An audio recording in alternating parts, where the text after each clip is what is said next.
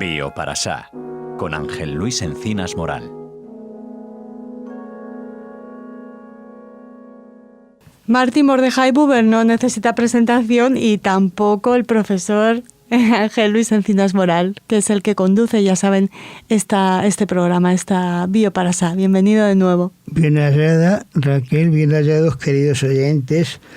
Pues si el personaje de la Bioparasá anterior era un políglota, Buber ya, ¿qué les voy a contar? Porque dominaba los mismos idiomas que Rapaport, y más. Pero además, como digo yo, en broma, pero también en serio, antiguos y modernos.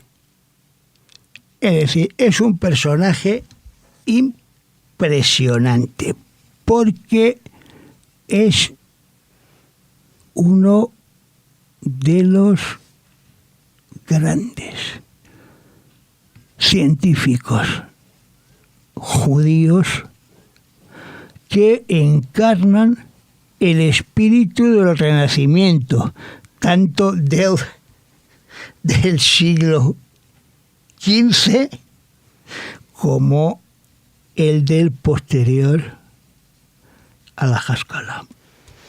Renacimiento judío y no. Exacto. Eso es importante también. Bueno, pues es un personaje impresionante. Nace en Viena el 8 de febrero de 1878. La época de la Viena romántica. Bueno, de finales de siglo, con Klimt y Schiller. Freud. Los Strauss, padre e hijo, es decir, la época gloriosa del Imperio Austrohúngaro. El mundo de ayer, que diría Stefan Zweig. Exacto. Así es. Y nace en el seno de una familia de eruditos judíos que es originaria de la Galicia polaca. Sus padres, Karl Kastil Salomon y Elise Buber, se separaron cuando el niño tenía 3 años. Con lo cual, el jovencísimo Mordechai tuvo que irse a vivir con sus abuelos. Maternos, imagino, ¿no? Paternos. A la ciudad de Lemberg, Leópolis, la actual Lviv, en Ucrania Occidental.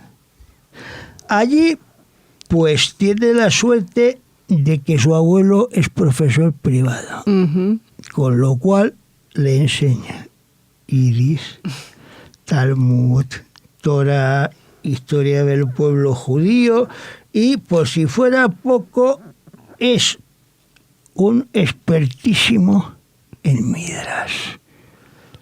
Es decir, no fue al Heder.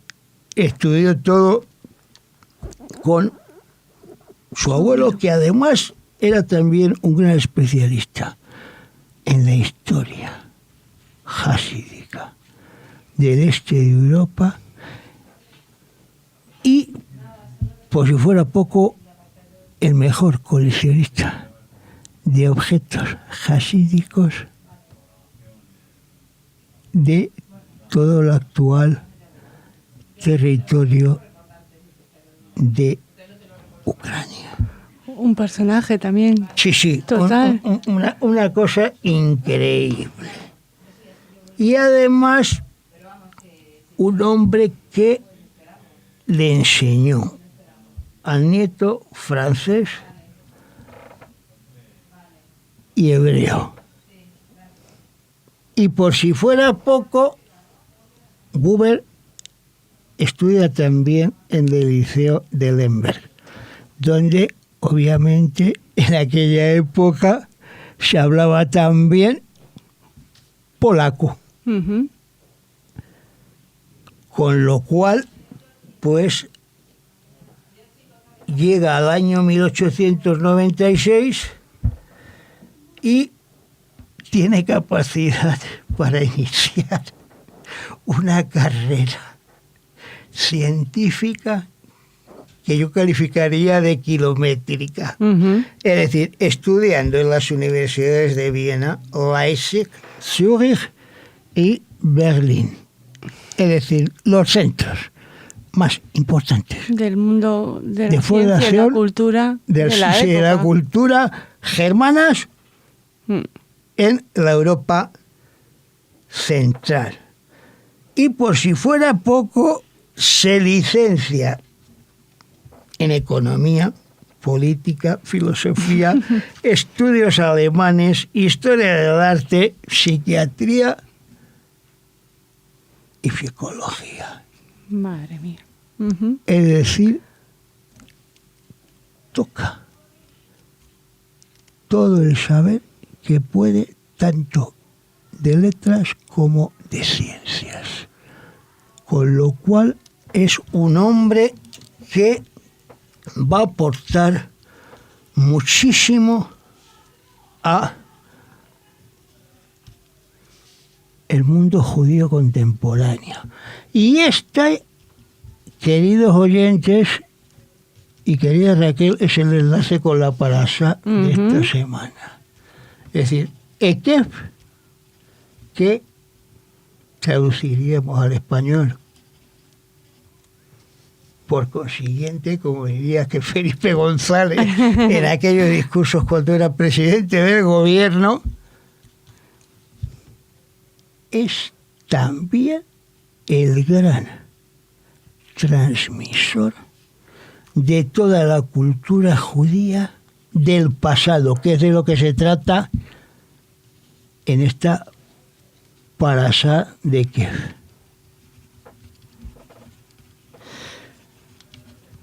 No solamente se dedica a la ciencia, sino que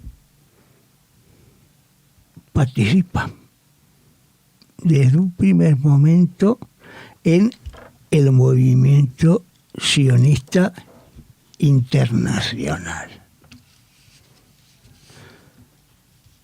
asistiendo a los congresos y conociendo también a Theodor Herzl, con el cual pues sabemos que mantiene una interesante correspondencia a partir de febrero de 1901.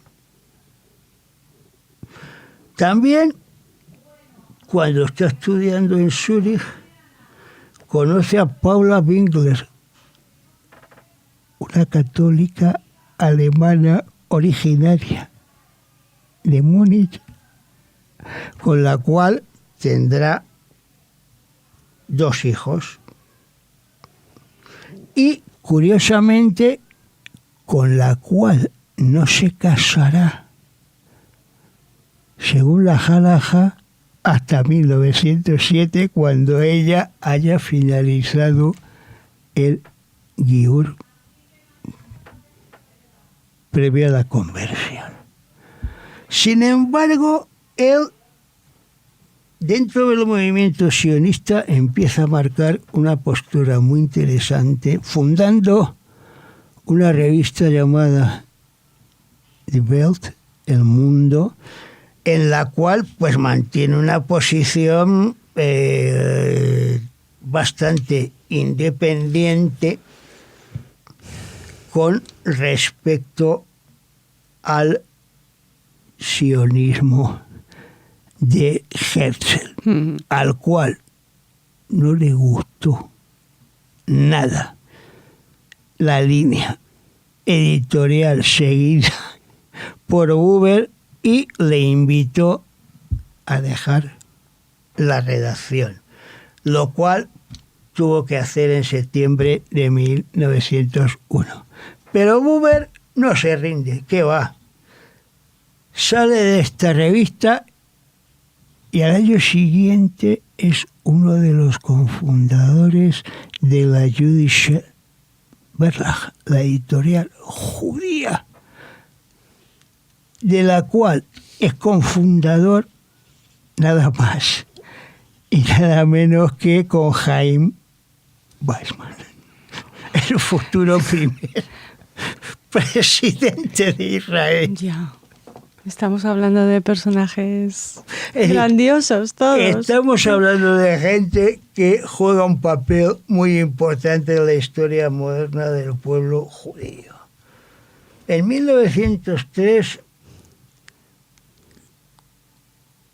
tiene la suerte de doctorarse con una tesis titulada Contribuciones a la historia del problema de la individuación. Es decir, la psicología aplicada a la sociología, algo en lo cual Buber, ojo al parche, es pionero. Se salta también los cánones de nuestro conocido y querido Sigmund Freud. En 1904 publica esta tesis y al año siguiente empieza a trabajar para el editor Ritter und Lessing como profesor. Y ahí nada más y nada menos se dedica a comenzar el magno proyecto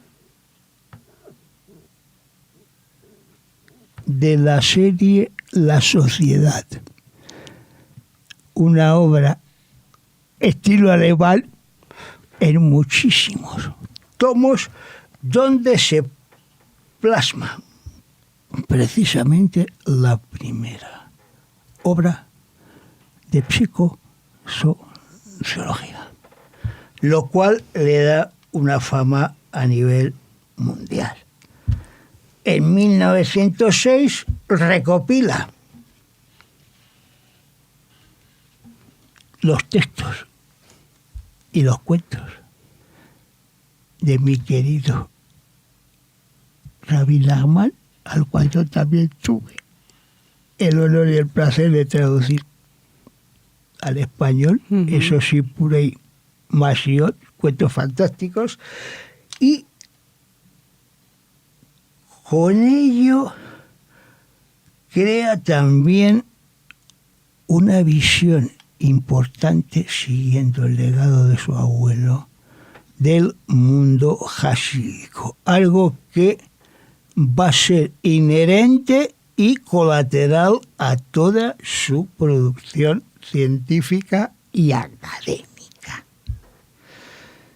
Es importante porque también Buber se dedica a la política.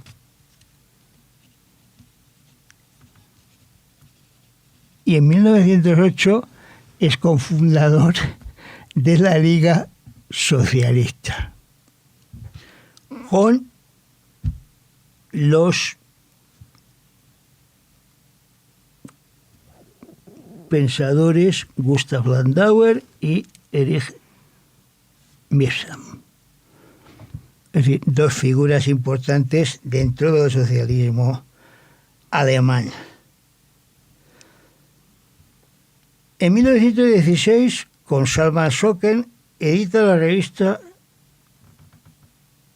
Der Jude, de orientación judío, de orientación socialista, que era mensual y sobrevivió hasta 1928. Eso quiere decir que si aguantó 12 años, era una publicación... ¿Dónde la editaban? ¿Dónde la editó? Bastante sólida.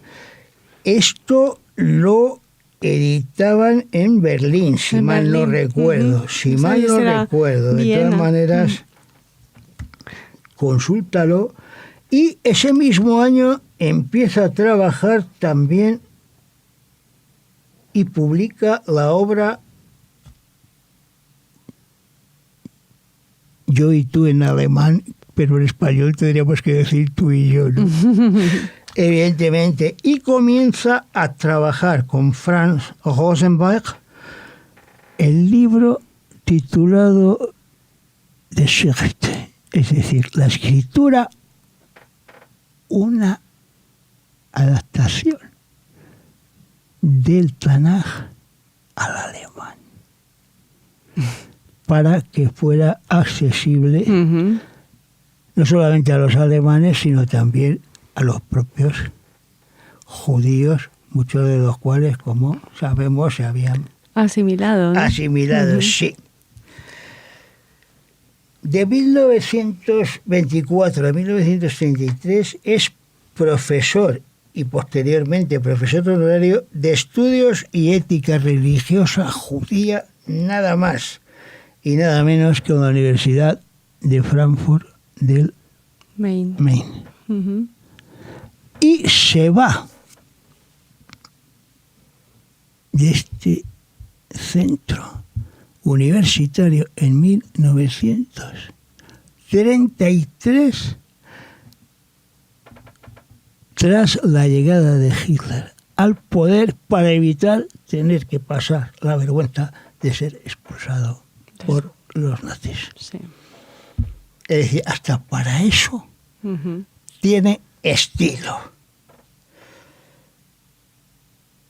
En 1933 sale de la universidad, como dije, y funda la Oficina Central para la Educación Judía Adulta. No olvidemos que las leyes nazis empiezan a expulsar a profesores y alumnos judíos de escuelas y universidades. Y Buber es el que organiza la institución que, a pesar de todas las molestias e incriminaciones del poder nazi, se mantiene en Alemania hasta el año 1938. Ese año, Buber decide que, a la vista de lo visto, hay que marcharse de Alemania. Y decide emigrar a Jerusalén.